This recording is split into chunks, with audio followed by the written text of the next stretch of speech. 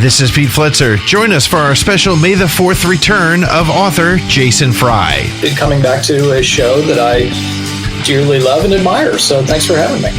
You're listening to Around the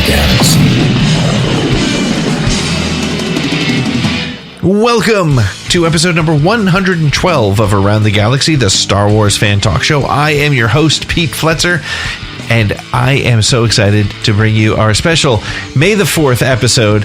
You may be listening to this on, maybe Revenge of the 5th. You may be listening to this on, June 18th. Listen, I don't know when you're listening to the show, but I'm just glad you're here. Thank you so much. If this is your first visit with Around the Galaxy, make sure to like, subscribe, share, rate, and review it. Follow us on any of your social media platforms, be it Twitter or Facebook or Instagram at ATGcast. And hey, listen, if you really like the show and you want to become a part of the live virtual audience when we record each episode, you can do so by joining our Patreon page. Memberships start at just $3 a month. And at that lowest membership level, you get access to be with us in the live stream when we're talking to our guests, when we're recording the episodes, and oftentimes we'll reference some of the comments that come up during the show. Well, this week I am so excited to celebrate the Star Wars holiday, May the 4th, with a returning guest. 100 episodes ago, just about 100 episodes ago, 2 years ago, Mr. Jason Fry joined us, and we talked a lot about his work on the Last Jedi novelization, and that was a blast. We'll throw a link to that episode in the show notes. But just last week, he released the Clone Wars Encyclopedia, which is his latest book. We'll put the link to that in the show notes as well. But in this episode, we talked about Clone Wars. We talked about his Encyclopedia. We even went back and talked about some of the stuff that we missed on The Last Jedi. So without further ado, I'm excited to bring you this interview with Jason Fry. Jason, how are you? Good. I'm good. How are you? May the 4th be with you. May the 4th be with you. I like your shirt. Day. Thank you. Yeah. So how did you spend your May the 4th? Let's see. Goodness me. I had in my non-Star Wars life, I taught a writing class. I was on ESPN radio in Syracuse talking Star Wars and the Mets. I watched Bad Batch twice. That was awesome. And then, like everybody else, I think I was on Twitter and on the web, seeing what cool things were out there and digging all of it. Yeah. And now, I get to cap it off with the best of all and be coming back to a show that I dearly love and admire. So thanks for having me. Oh, thank you so much for saying that. It's been 2 years almost since you were on the show last. And it's funny because I listened to the episode in preparation for this, and it struck me that so much has changed in the Star Wars universe since last we spoke. We got Rise of Skywalker, we got 2 seasons of Mandalorian, we got the end of the Clone Wars, we got the Bad Batch, and you have published, I think, 4 things. I have Star Wars Clone Wars Encyclopedia, Complete Vehicles, and Rendezvous Point from Empire Strikes Back from a certain point of view, and showing the same face from the Clone Wars stories. So you've been pretty busy over the last couple of years. Yeah, no, it's been fun. It's interesting. I'm glad you remarked on that. I mean, one thing I think about all the time, and I've thought about it for years, but I mean, every new year or two as a reminder is just, when I was a kid, as a huge Star Wars fan, you get a movie every 3 years. Yep. Marvel had the 1 monthly comic. There was occasionally a novel. And then there were the newspaper comics, which I didn't even read in my house because we didn't get Newsday. So they were unknown to me, but that was it. Yeah. And now, I mean, it's such a wonderful, constant blizzard of stuff, whether it's on screen or video games or books or comics or, it's just, I mean, my younger self would have been like, I can't believe the future could be so wonderful. So here we are. It is pretty wild. I talk about it a lot about my 8-year-old son, who is a big Star Wars fan. I was telling you the other day that when your book appeared at our house the other day, and I showed it to him, his eyes lit up because he's a Clone Wars kid. And the funny thing is, he's got more Star Wars just in Clone Wars than I had my entire life. So there's just so much stuff constantly. And now you've, over those last couple of years, you've released both this Clone Wars book, you've released the Complete Vehicles and 2 short stories. Plus, just before that, you had a little book called The Last Jedi or something like that. Small project, yeah, a small little project there. What do you like to write more, or how do you approach them differently? Maybe a better thing, because I'm sure you enjoy them all. But yeah, no, the nice thing is that, I kind of came up, so to speak, as sort of a lore author or nonfiction fiction, I sometimes like to say, because as you mentioned, it is all fiction, but yet, you're writing kind of vehicle guides, et cetera. It doesn't feel that way. I enjoy both. And it's great sometimes when I'm busy on multiple projects, it actually feels like you're not, like the one can kind of recharge the other, which is a nice trick if you can pull it off. So I really enjoy both. I mean, I've just kind of trended more toward fiction recently, but, right now doing the new Clone Wars character encyclopedia, I mean, that was much more the nonfiction fiction side. And I really enjoyed that, as well as going back to that specific project, because I did the original Clone Wars character encyclopedia, so that was really fun to revisit. And the book that I have coming out in the fall that I'm part of a team of authors on, Battles That Change the Galaxy, is once again, kind of nonfiction fiction, which has been a lot of fun. Mm. But, at the same time, getting to mix in a couple of short stories, one an adaptation, one kind of purely my own, was great. I like to say, like, as long as I can kind of close my eyes and hear the John Williams music, like, I'm good. Like, whatever it is, I'm pretty happy. That's it's really. Now, how long ago was the first Clone Wars encyclopedia that you put together? Oh goodness, where is that? Well, I'm sitting right here. I may as well look. Let's see. Here's the original. Yep.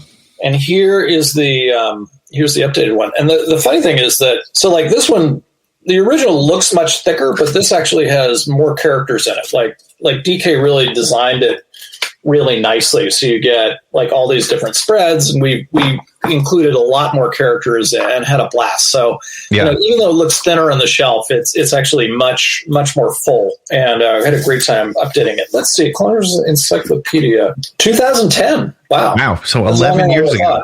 Yeah. So how many seasons? That was only about halfway through the run then, I guess, at that point. So what's the process for? It was great when we spoke last, and I urged people to go check out our first interview together, because we really dug into Last Jedi a lot, and there were a lot of really interesting nuggets you had in there. But what's the process for building a book like this? Is it as simple as just sort of watching every episode and jotting down notes, or what's the whole process look like?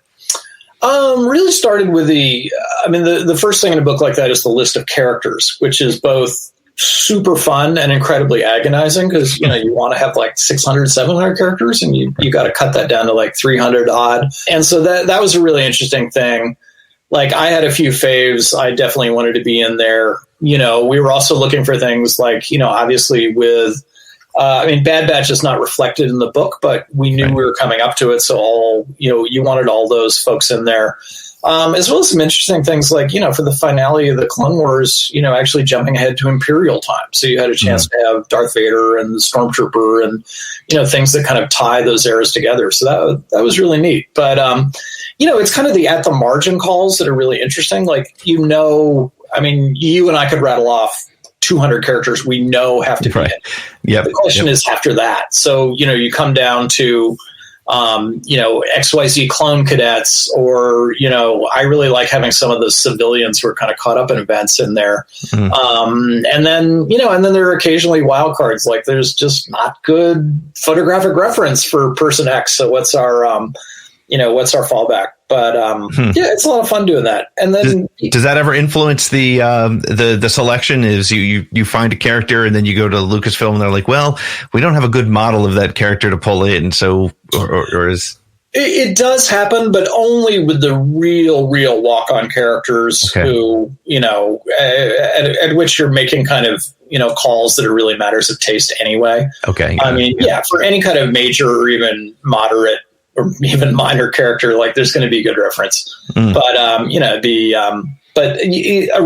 funny thing, DK, I don't think they'll get mad at me about this. Like, I love this book, and this is the book that's probably brought to me the most at cons and book signings, like Falling Apart, because it's a great kind of gateway book for kids who didn't previously like to read, and this is their way into it, which is really humbling to hear and really nice. But the one thing that drew me crazy about that book is it has like literally every clone pilot in it who'd been in the Clone Wars at that point. Yeah.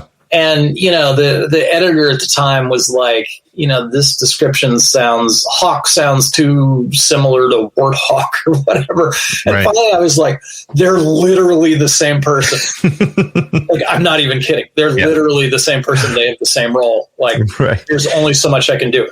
So, having a bunch more seasons, like, that was kind of great. So some of the kind of extraneous clone pilots we were able to push to the side, so that was kind of a relief. Right. Yeah. It was a little less trying to find characters and more being able to pick the ones that you wanted to go through, I imagine. Yeah, exactly. But it was a great reminder of how much fun this show was, because clone pilots are like the one exception, but with everybody else, whether it's bounty hunters or pirates or civilians, like, we could have easily done twice as many as we did. And that's just the care that Dave Filoni and company, put into the show to make all these characters feel like, they're people with something to say and, making their way through the universe in interesting ways. So that was a blast. Yeah. I was just saying this recently to somebody about how, when Clone Wars first hit the scene, however many years ago that was, I guess it was like 11, 12 years ago. I didn't watch it at first. First of all, I did not love the Clone Wars movie, so I was sort of burned by that, and I've come to appreciate it. I'm not going to say love it, but appreciate it. And getting into that series took me a little bit longer. And one of the things that was in my head was, how are they going to make a series interesting where you literally have carbon copies of the same exact soldier over and over? And that's one of the brilliant things about the storytellers in this series is you literally care for all of them. You have so much. Everyone is so different. That's hard to do. Yeah. No, and jump ahead to Bad Batch, where gosh, how many awards does D. Bradley Baker deserve for that? It's literally the whole cast, and you just immediately put out of your mind, like, oh, that's the same guy doing, 6, 7, 8 different voices. And the fact that he's given 5 personalities to the Bad Batch alone is impressive. But then you add Fives and Cody and Rex and everybody else. And it's really quite impressive. Now, you've done a lot, between the encyclopedia and the short story. Are you drawn to that period of Star Wars, or is it just where you've ended up, recently spending some time? It's really the latter. I'll write whatever they let me write. And I enjoy all the eras, etc. But I will say, just, I've always had the double vision of both being a writer in this universe, but also I've never stopped being a huge, huge fan, which is great. And, what was so much fun for me about Clone Wars was, none of us had that experience of having Star Wars unfold kind of 22 minutes at a time. Right. And that was, I think that was new for all of us. And I really enjoyed that. The learning that you're going to tell a story over, in 22-minute intervals over literally years. That was a different pace, a thing to get used to. And, I loved it. You were mentioning, your son, same with me. My kid was like 6, 7 when Clone Wars started, and that was his entry point into Star Wars, because he didn't.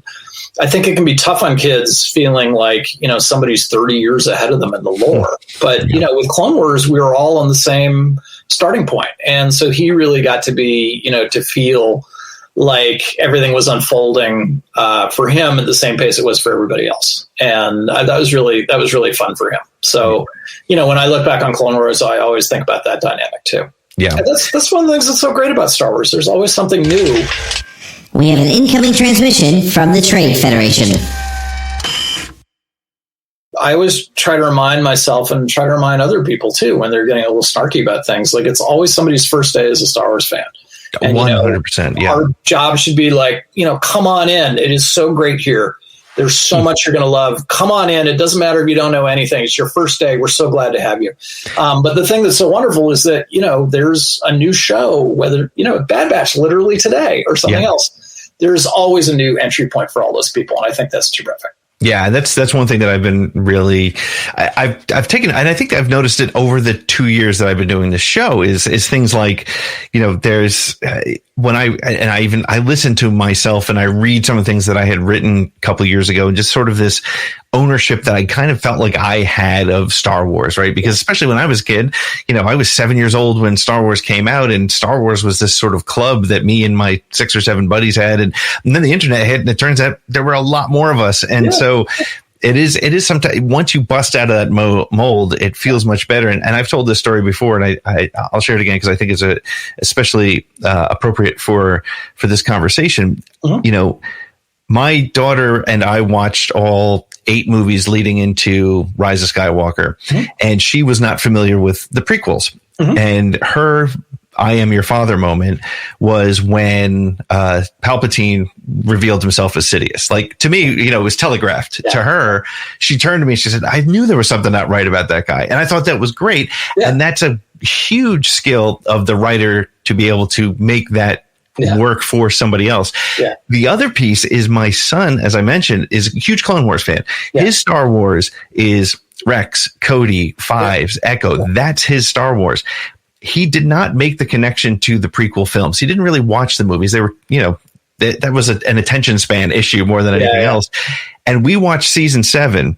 And when Order 66 hits and his guys turn, I looked at him and I realized I probably should have warned him, because it shocked him. Yeah. He was damaged by that, and it was, but that's an amazing thing about where we are with Star Wars today. To your point, all these different doorways are what's keeping it fresh. And that's what's frustrating perhaps about some of the gatekeepers out there, is it's not just their Star Wars. Yeah, no, it's, it belongs to everybody. And that's awesome. And, there's, look, we all want to do a little touchdown dance on where we were and how far back we go. I mean, that's just human nature. But there's a way to do it that I think lets people be welcomed in. Like, hey, 1977, I was 8 years old and it was wonderful and it changed my life, etc. All true. Yep. But it's your first day and it's going to change your life, and that's awesome. So come on along, and we'll do just different touchdown dances side by side. And it doesn't matter if it's one day or, God, how many? 50. Like, it all works. Yeah. Yep. Well, and I think that's one of the interesting things, and I'd love your perspective on that too, is if you watched Clone Wars, you were kind of used to that weekly sort of serialization of Star Wars. But the state of Star Wars, I think, in the social media space, and I'm not going to talk about the negative pieces, but in the social media space as a result of Mandalorian, probably more so than Clone Wars, because I just feel like Mandalorian reached more people. But how do you feel about binging or weekly? How does that, what's your preferred method, and what's the benefit to either, in your opinion? Oh, goodness. No, it's a great question. I mean, it's in non-Star Wars stuff, I'm sort of a binger. Mm-hmm. Like, when the pandemic started and we all thought this was going to be like 3 weeks, which was cute. My family and I, we had never watched Game of Thrones. So we did all of Game of Thrones. Like, that's like all we did for 3 weeks. Are we doing 2 or 3 episodes a night? And it was great, and we got done, and then unfortunately there was a whole nother year of a pandemic, and so we had what do we watch now? Yeah, exactly. We were like, okay, we're done. Is the world? Oh no, okay. But so that is my normal mode. But I can't do it with Star Wars for a couple of reasons. I mean, one is I just want to know, and I have trouble waiting that long. Right. But the other one, frankly, is being on Twitter, both as a fan and also it's kind of part of what I do. Like the spoilers are not going to last. So, right. Sometimes out of defense, I have to go and see it. But 95% of the time, I don't want to wait around anyway. So I'm there. And I do like that it's made that connection to the serialization that George had first envisioned. And I think it helps the community, right? I think we all kind of, I like you, I didn't get into Game of Thrones until season 7. And then I had watched all 6 previous seasons in over a couple months. And having to wait that week was painful, but it was like a sweet agony, because you were like, let's talk about it. Let's figure out, what are we going to see? And to your point, Twitter, or any of the social media platforms, having those conversations, it reminds me of when I was 10 years old waiting for Empire and kind of talking to my friends about what we thought we were actually probably more Return of the Jedi, because we had no idea what to expect in Empire. But, kind of that, what's coming? What are we going to see? What's the resolution going to be to where we left that conversation? I do have a funny story about binging, though. Aspiring writers out there, do with this what you will. But I binged The Sopranos like 4 years after everyone else on the planet watched it. Right. And, all at once. And I got done with it. And of course, like one does, like the only thing I wanted to do was talk about The Sopranos afterward. But it was impossible. Everybody's like, what are you talking about? That was like a whole presidential administration ago. Like, everybody did that. Like, yeah, the screen fades to black and we don't know what's happened in the diner. Like, yeah, we get it. We did that years ago. And so I had all this like pent up stuff that I didn't have anywhere to put. And that's actually kind of the origins of Jupiter Pirates, my young adult series was, that was described as Battlestar Galactica meets Treasure Island by my publisher, which is not wrong. But it was actually, in my mind, it was kind of Patrick O'Brien meets The Sopranos, because I wanted that same thing of like a kind of crime family and life is changing out from under them, and what do they do? So in a weird way, like I think if I'd had somebody to talk about The Sopranos with, I probably wouldn't have written Trigger Pirates, but I didn't have anywhere to go, so it had to come out somehow. So I don't know. But, that is one of the challenges with binging. Like there's so many things that I want to watch, and there's so many things that I want to, but I'm afraid to start it because there was a point there where everything that came on, I was watching. So it was like, I'm not going to miss this boat. I'm not going to miss that boat. Yeah. And now there's just so much. And I love that. That's so funny. It is, I was the same way with Breaking Bad. When I got to the end, I was like, hey, did anybody see Breaking Bad? And they're all like, yeah, we've been there. So yeah, I still haven't done that one. So I don't know. Maybe I can get another book series out of it. yeah, right. Turn into something else. So where do you feel like and maybe you can't answer this because of your connection to some of the things that you're related to, but of all the things that we know are coming out in that giant list of things that stood behind Kathleen Kennedy back in November, what are you looking forward to most of? Which story do you want to hear the most?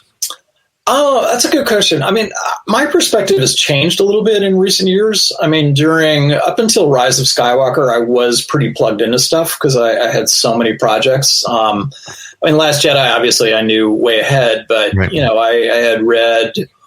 I'd read TFA, I'd read Rogue One, I'd read Solo ahead of time, so I knew kind of everything that was happening there.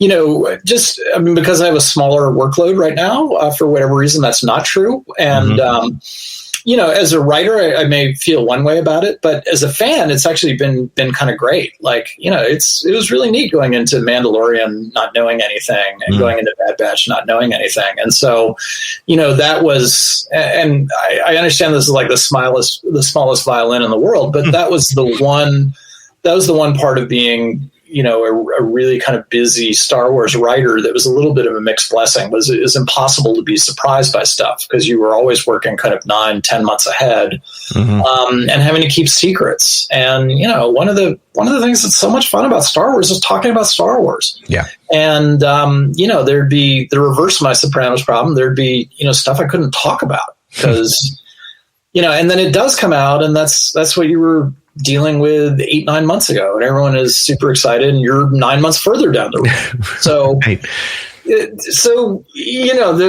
The good side of a slightly smaller workload, Star Wars wise, is being able to sit there and watch Bad Batch and be, as excited on Twitter as everybody else because it's brand new, and that's been pretty great. Yeah, the way the fan base is working right now, there's so much, as you said. I mean, you look at High Republic, and you can get excited about that, or you could get excited about Book of Boba Fett, which has changed my I can't wait for I want Mando, I want Obi-Wan, but Boba Fett sitting in that throne. Yeah, Just like blows. But that's again, maybe that's related to what you were saying before. It's a different doorway for me. That's a doorway that I can't wait to bust open. But and how would you agree with the statement? I've made this statement a couple times, that we've never really gotten a show from Dave Filoni that is at all what we've expected, right? I mean, when we went into Mandalorian, the expectation for me anyway, and I think a lot of people, was there's going to be this cool sort of Old West bounty hunter kind of guy. And it turned into this amazing lone wolfing cub story and with some Force elements. Rebels is not what I expected at all. I expected Rebels to be this ragtag group of people who get together and join the rebellion. And it turned into a Force story. It turned into a Jedi story. How do you agree with that? Oh yeah, I think that's just good storytelling. I mean, the audience always thinks it knows what it wants, and there's usually a struggle when the audience process that what they're being given is not exactly what they thought they wanted. But that's not good storytelling. Right. Good storytelling is giving the audience what it actually doesn't know it wants, but will be with you once they get it. It's not quite giving the audience what it needs. That feels a little off, but it's throwing some curveballs and making people see the perfectly straight road you thought we were going down. We're not going there. We're going over here, but you're going to enjoy that journey more. Yeah. I think Dave Filoni has been great about that. I think George Lucas was great about that. I mean, this wonderful Flash Gordon serial that's a mashup of samurai movies and westerns and war movies and every other thing turns out to be this really kind of searing, amazing family drama about forgiveness and mercy. You didn't see that when Luke fired the shot that destroyed the Death Star. Yeah. But yet that's the story that keeps us coming back 50 years later. It's not the Flash Gordon serial, wonderful though it is. It's what that wonderful starting point was a springboard for. And not at all what any of us would have expected or predicted in 1977. Please excuse this interruption from the Trade Federation. Roger. I hate to ask you a Last Jedi question, but that's I'm going to, because I think that's one of the things that people often refer to when they have an issue with Last Jedi, is that he went to a different place that people weren't expecting or feel. Did you feel that when you were working with Ryan on after you received the story? If I remember the story correctly, you got a near final script, and then you worked from there. Did you feel like this was going to hit people in a different way? Yeah. And, one thing I remembered, the issue of working on projects like that is you by nature, you get too close to things. There's no way around it. To be fully, to do your job properly, you have to get really embedded, and you're going to be too close to stuff. But so I was a little taken aback by the initial reaction. I shouldn't say that, by some of the negative reactions to Last Jedi, because it's not like that was the entire thing at all. But one thing I tried to remind myself early on was that when I first read the script, before I knew I had the privilege of writing the novelization, it took me a while. I kind of had to sit with that story a little bit and kind of process it. And it took me a little, and I thought, if that was true for you, it's only fair to let people go through that as well on their own time. And, in a way, the Last Jedi novelization was the first novelization that did not come out right with the theatrical release of the film. It came out with the Blu-ray. And I think that's now pretty much standard in this industry, but that was the first one. And I was disappointed at first because, by nature, it's going to kind of knock down the buzz around a book if you're not out with the theatrical release. So I was not happy about that.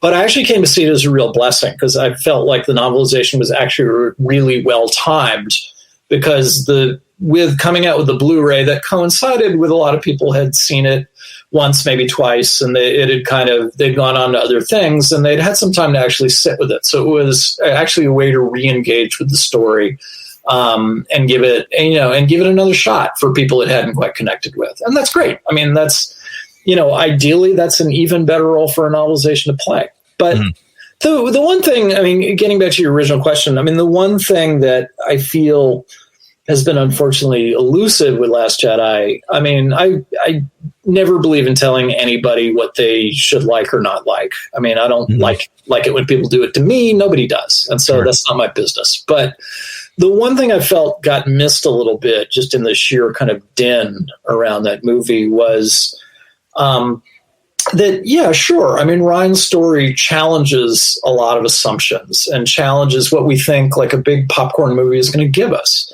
But in the end, it's not a deconstruction of those things. It's not a rejection of those things. It's actually a reaffirmation of them. And, you know, it's right there. I mean, Luke says scornfully to Rey, you know, did you think I was going to go out with a laser sword and take on the whole First Order myself? And he's rejecting a lot there. And it's hard for the audience. It's meant to be hard for the audience. But in the end of the movie, that's exactly what he does. Yeah. And, you know, it's a reaffirmation of all the things that Ryan was getting you to challenge and think about. And I do feel sad that kind of got lost a little bit. Because I thought that was something that movie did so wonderfully. But again, you know, that worked for me. If that doesn't work for some people, that's okay. Yeah. I always feel that the irony is that people who don't like it because it wasn't the Luke Skywalker they wanted, because the myth of Luke Skywalker had been so blown up, missed the entire sort of, you know, denouement at the end of the story. Is that's exactly what happened. He did become that legend. And Rey also saw that he was not the legend that she expected, that she wanted to see and needed. And I think that's a really important and interesting part of the story. So, how did you, this is a dangerous question, but how did you feel about the connective tissue through Rise of Skywalker? Were there any big pieces in there that you were really happy to see come to life?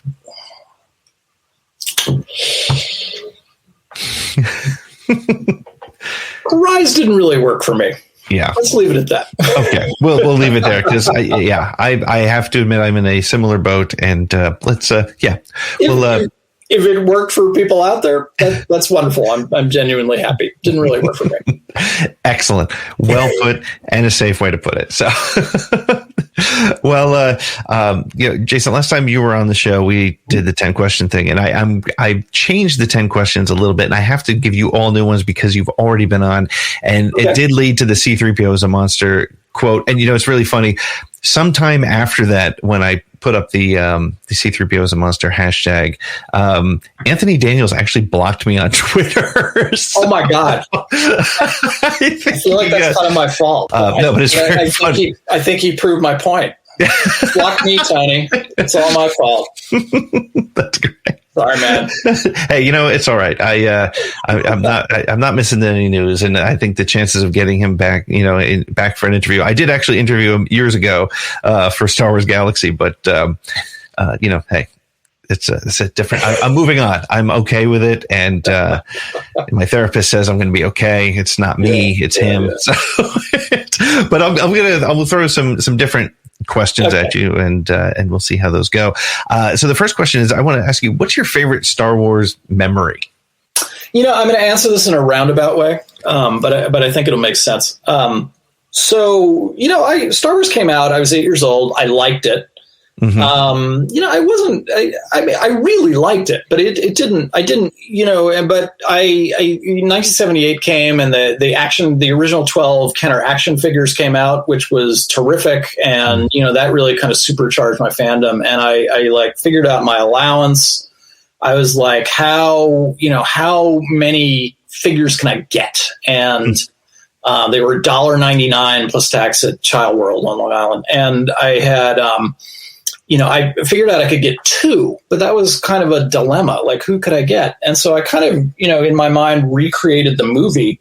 Mm-hmm. So I got R2 and 3PO, because at the beginning of the movie, they're out there on their own, you know, et cetera. And, you know, and then the third figure I got was Luke, because I think I was, again, kind of, you know, recreating the movie. But, you know, I didn't have any villains. I didn't have any stormtroopers. I didn't have Darth Vader. So, you know, so fast. So it was like a month or so before I could get like a stormtrooper to menace them. And So fast forward a whole lot of years, and Lucasfilm asked me. They were like, They told me about Weapon of a Jedi, and we're like, here we want you to write this. It's going to tie into The Force Awakens. I'm like, oh my god, this is fantastic. What's the story? And they tell me the story, and it's a big chunk of it is like Luke and the droids exploring, Jedi ruins on a jungle planet. And I started laughing, and they were like, "What is funny about this? Do you want to write this book?" And I was like, "No, I totally want to write this book." But here's the thing: like when the action figures I had were 3PO, R2, and Luke, and I didn't have any villains. Like I cannot tell you how many jungle planets made out of like Lego and couch cushions they explored. And so, like, am I ready to tell that story? Yeah, I told that story like 500 times in 1978 with my action figures. So yeah, let's go. And so that was just fabulous. And I loved it. That was a huge chance to do something really cool. That's great. It kind of leads to the next question: is what would young you say to you if you met current Jason Fry about this journey you've taken? Did you ever sort of when did you decide maybe when you were going to write, when this was going to be important to you? Would 8-year-old you have said I'm a writer, or where do you think that would have gone? Yeah, I always wanted to be a writer.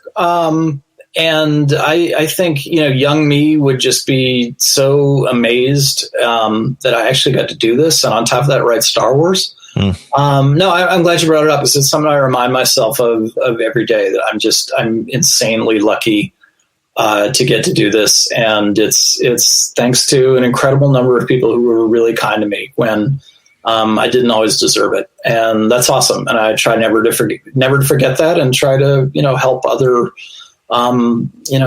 people with the same goal. So, younger me would be like, I can't believe we could possibly get this lucky, and younger me would not be wrong. That's great. It is the, I don't know if you saw, but and I'll toot my horn because I was so happy today. My question was used in the GMA interview with Dave Filoni, and my question for him was what is what's something you remember that George told you as you go into writing and creating new Star Wars? And he said, we ultimately have to remember that this is a story for kids that needs to provide them hope and something to work toward. And that's, if that could inspire somebody now as much as it did back then, I think that's a great direct connection. So, hey, we have one more interruption from the Trade Federation. Roger. Sort of shifting gears just a little bit, Nate, tell me an actor that you would like to see in a Star Wars. I was going to say movie, but boy, I'll take it. Movies and streaming series are not that far apart anymore. So in a Star War, who would you like to see in a Star War, actor or actress? Oh, goodness me. That's, I'm going to duck that one, but for a good reason is okay. That, I think something that's so remarkable is, Star Wars has proved really amazing at finding some terrific actors and letting them do amazing things, whether it's, Phoebe Waller-Bridges or John Boyega or, Oscar Isaac. I trust them far more than I trust me to find that kind of talent and figure out where it is. But I'm also going to use that as an excuse to let's throw some more applause at D. Bradley Baker, who, just I'm in awe of what he did with Bad Batch, and it's just a fantastic performance for everyone to enjoy. I'm sure the fraternity of voice actors, I'm sure, are like, oh my God, that was like the master class, and you killed it. That's amazing, and they're not wrong. It's because that was fabulous. I can only imagine what goes in his head. I can't imagine how you separate yourself, because I was saying this to a friend earlier today. The voice for Crosshair is so different, but yet it is such a clone voice, right? There's a little bit of hiss to it. There's a little bit of sinister sound to it, but at the same time, it's still clearly one of those other clones. And so that alone is impressive, but then all the other things he does. And Stanton's Tarkin is pretty impressive as well. Yeah.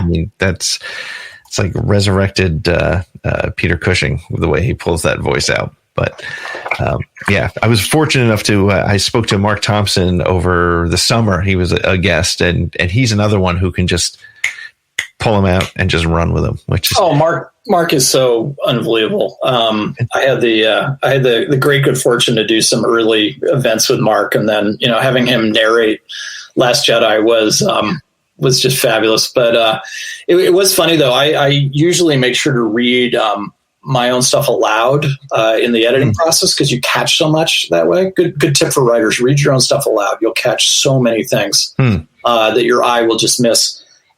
So actually, I couldn't listen to Mark's narration of The Last Jedi, which had nothing to do with Mark, which was his wonderful self.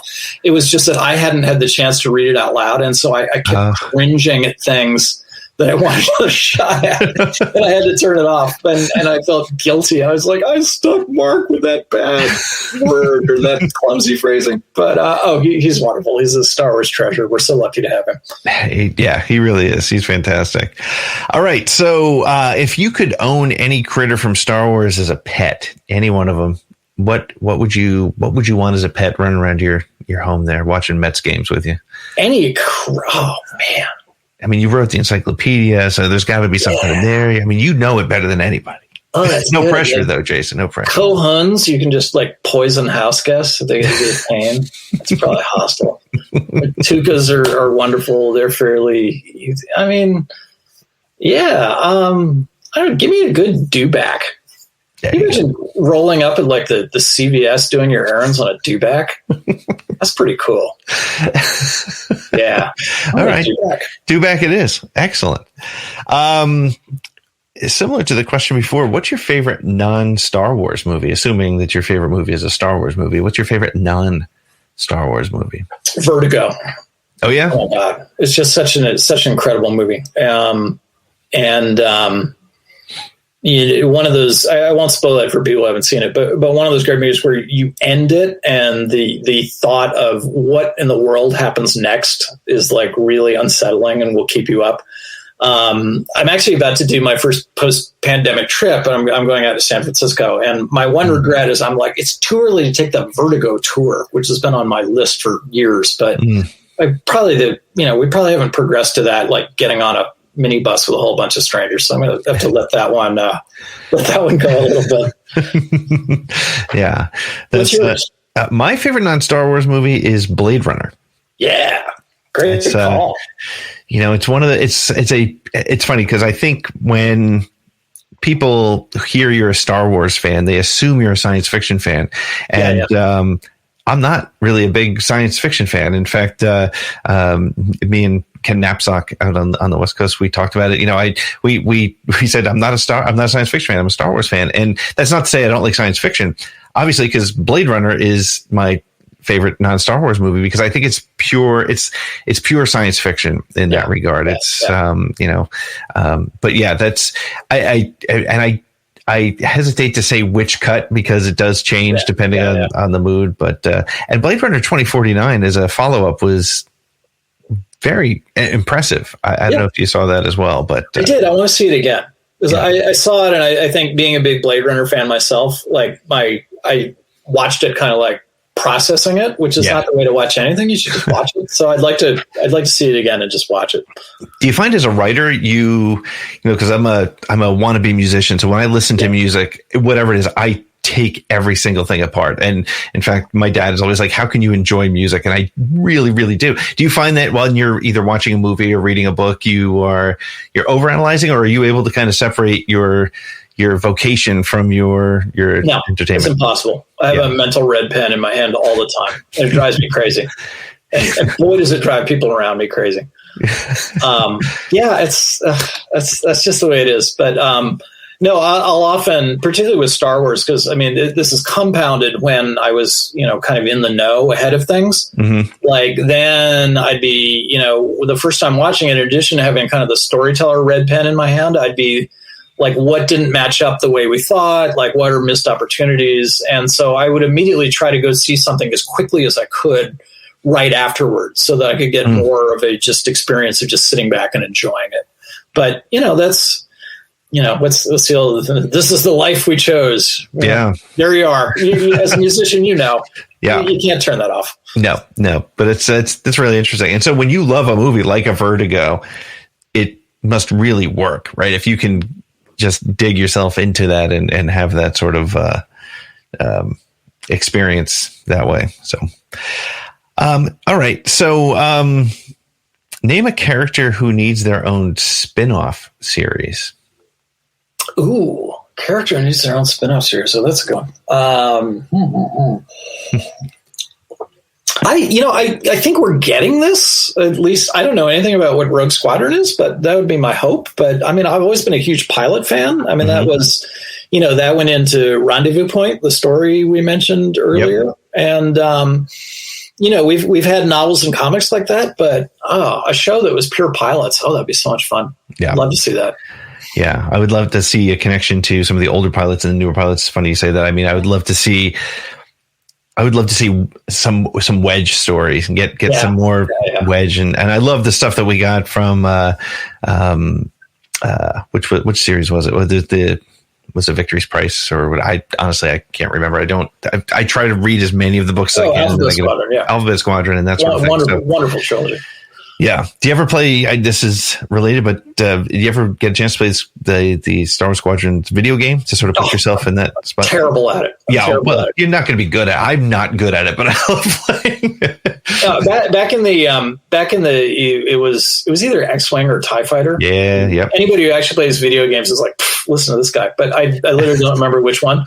But I found the control that activated the little camera that follows you. And so I was like, oh, this is so cool. And I did one mission that way.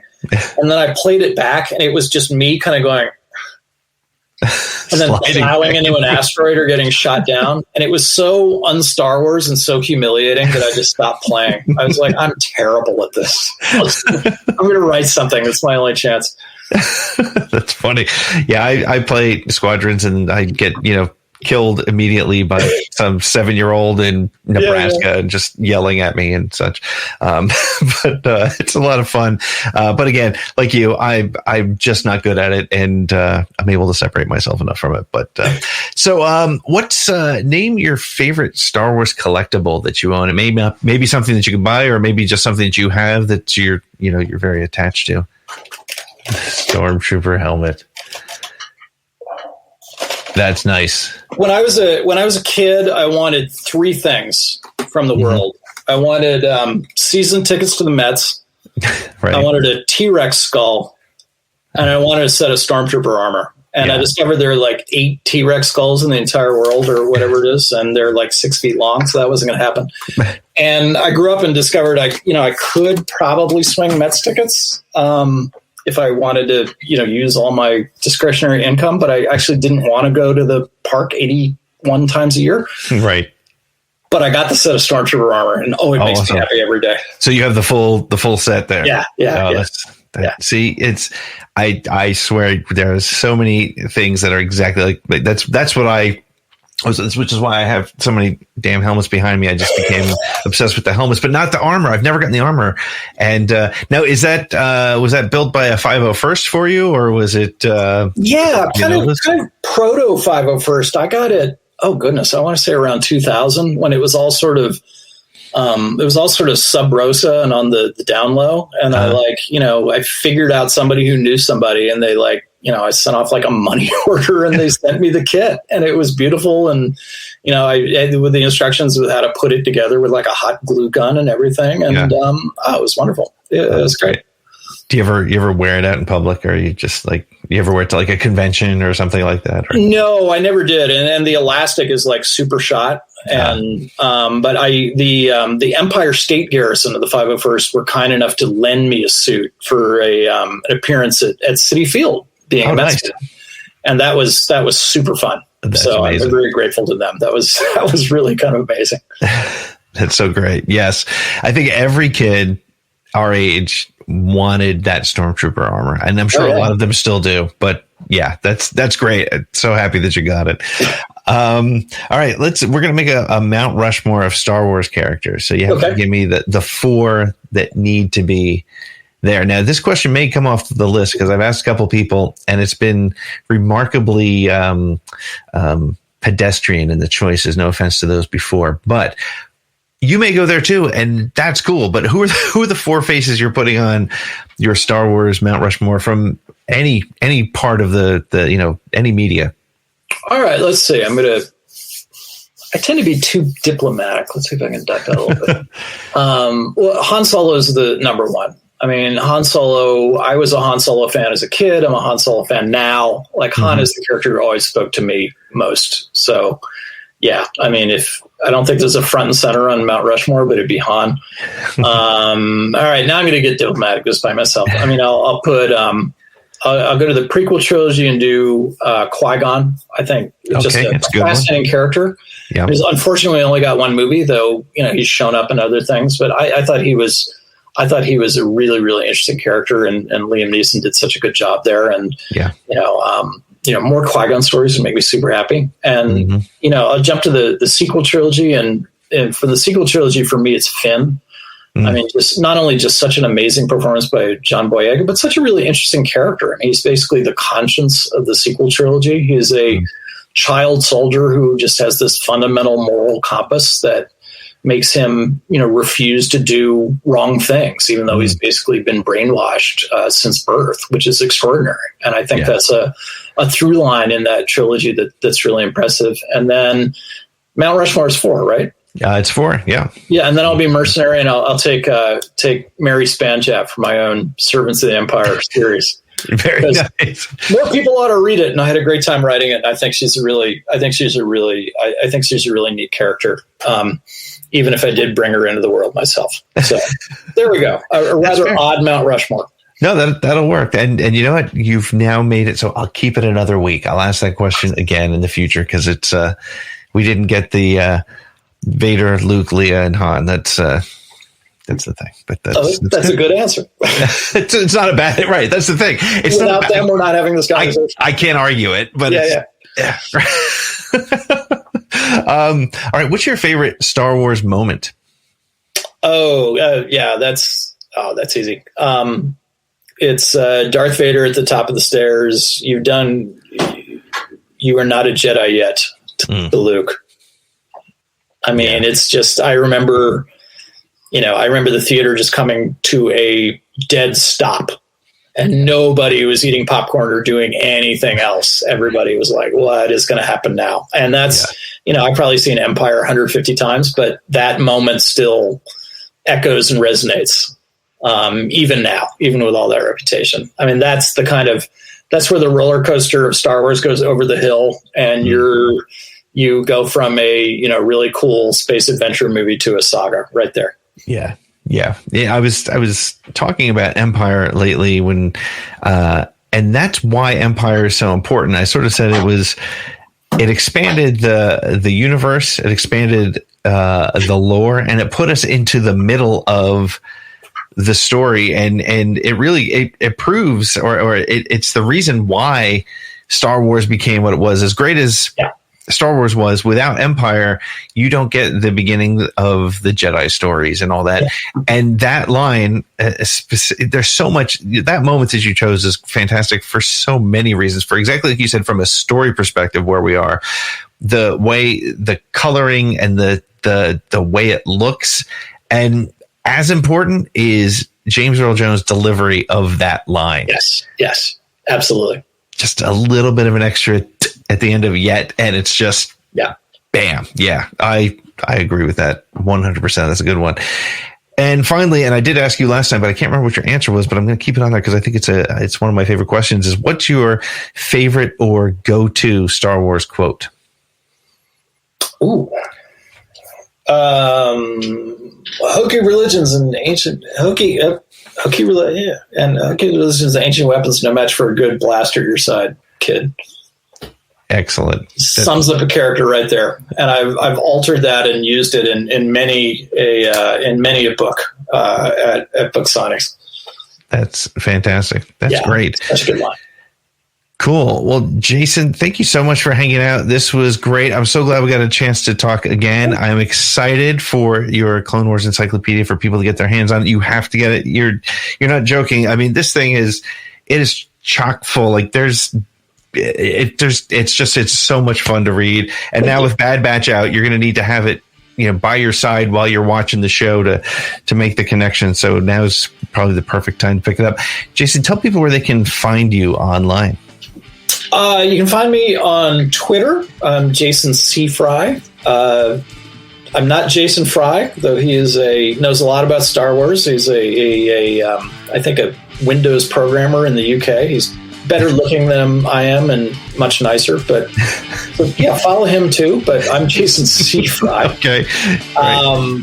I just moved my my kind of dog's breakfast site where I keep track of everything I'm doing over to Substack, Jason Fry's Dorkery. So yeah, look for me there, and and I hang out on the Force.net lit board too. So cool. Not hard to find.